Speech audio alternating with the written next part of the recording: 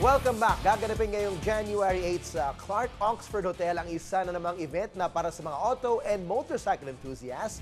Inaasahang dadalo sa Cannonball 2016 Grand Touring Event ang ilang celebrities at maging well-known personalities na mahilig sa kotse at motorsiklo. To tell us more about the event, kasama natin ang organizer na si Joey Almeda at card motorcycle enthusiast na si Joseph Tan at Jenny Tan. Good evening and thanks for joining us in the score.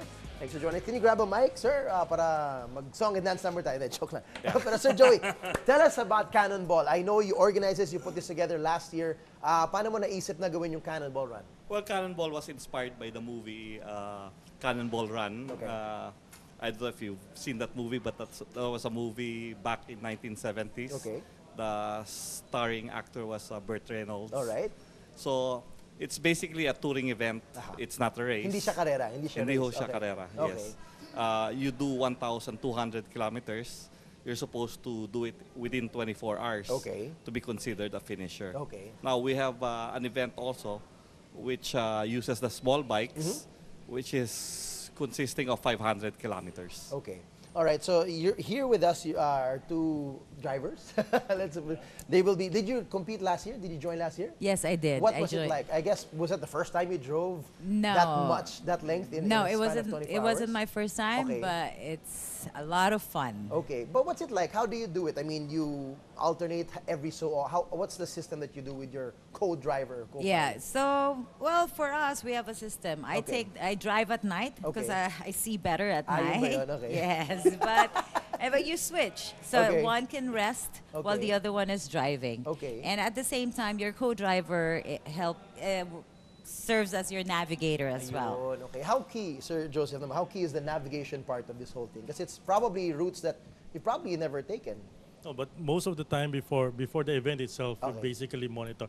I mean, we survey the area. Meron na And nagpa-practice. Okay. Meron ng, not really Kumbaga nagpa-practice, practice but run. you try to check the route. Okay.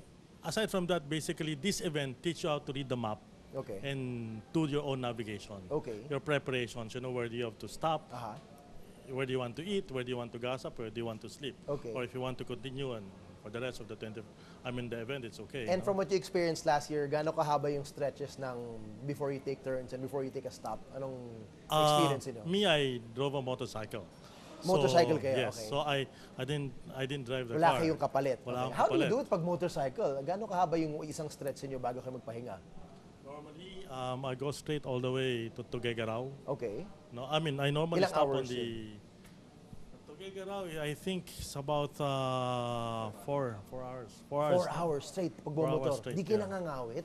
No, we're using an adventure bike. Okay. So it's basically, it's meant for touring. Ah, It's not may the ganung bike. sports bike Yes, wherein okay. you're like You're hunched hugging over. the bike. Yes, you know? okay. But this one is more of a comfortable So, position. komportable. You know? Okay. And if you love to ride the bike, Okay. this is nothing.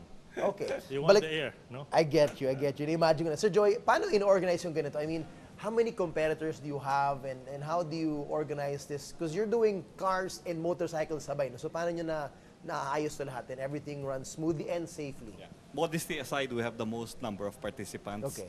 It's the biggest motoring event in the country today. Wow, okay. Just on the first year, we reached 600 participants. 600. Roughly Wow, over okay. 100 cars, and Okay. the 500 plus were motorcycles. Motorcycles. I see. Okay. As of today, we've reached something like 800 participants. Okay. We've doubled the participation of cars, reaching about 200, Okay. and roughly about 500, 600 cars, motorcycles. Okay. And how do you choose the route and how do you keep them supported? Ika nga, no? I mean, of course, kanya-kanyang diskarte and where to stop, where to gas up and whatever.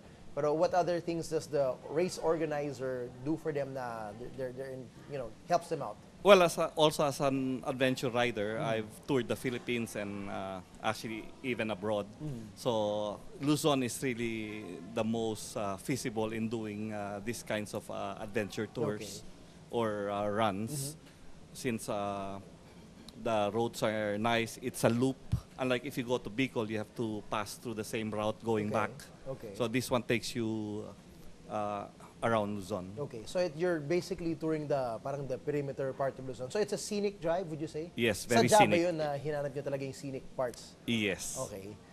Jenny, I want to go back to you. How many lady drivers were there last year? And is it something that you think that kasi unfortunately, and I'm on that side, unfortunately, may stereotype tungkol sa lady drivers, but obviously, you break that mold, and others can as well. But what was your experience last year about the lady drivers? Aside from me, the other lady driver I saw was Gabby de la Merced. Gabby, okay. Yeah. Okay, and she's a pro. So Yes, we know that yes, she's a racing pro. yes, Okay. she is. But what would you say about carrying the flag for the ladies in a racing? Oh, I or can not a beat the racing, but- guys. I can beat the guys easily if my I car. can see it in the confidence. And I have. One of the boys. Okay, Joseph, how scenic was the route? Para naman sa mga motorcycle Scenic, enthusiast. Kasi you see- all the more pag motor ka, you Of can course, really take of it course. in, di ba? You see, I would not see the whole of, this part of Luzon if I didn't join this Cannonball, or the other activities. Talaga. Galing, Especially when you reach the Patapat Bridge. Yeah. It's a northern, I think it's the farthest northern tip of Luzon, it's Okay. beautiful. Wow, You okay. can't imagine that there's such places like these things in the Philippines, no? Okay. And the first time we rode that part, we didn't expect that bridge, that connects from another part of that's Cagayan to the other side of Luzon, no? The next Okay. province, which is Dalalo. So Okay. we are looking on our navigation map. Where is that bridge? We Okay. saw the bridge. We don't know how to climb the bridge, So just the bridge itself is. Galing. Sir Joey, paano sila magna-navigate? Anong ginagamit nilang tools? Is it a physical map na parang kay Burt Reynolds, papel siguro yung dati. Pero ngayon may mga apps na tayo, may mga smartphones. Yes, we have GPS. Okay. So they're given the coordinates if I they see. have a GPS. If Okay. not, they're given a map to Okay. follow. And there are checkpoints that they cannot miss, no? Yes, So it's may prescribed route. the checkpoints will be the gasoline stations, which pretty are much, usually okay. our sponsors. I see. All right. Well, is it full? Nobody can join anymore. But for those who want to be part of it and enjoy, at least the kickoff event and see all these cars and motorcycles, where can they go to Yeah, we'd witness like the to event? invite the public. The kickoff will be tomorrow night Tomorrow na. at 11 p.m. Okay. at Clark Oxford Hotel. And then the finish will be, The same place Same the place. following day within Following 24 day. hours. So and then may roughly, party.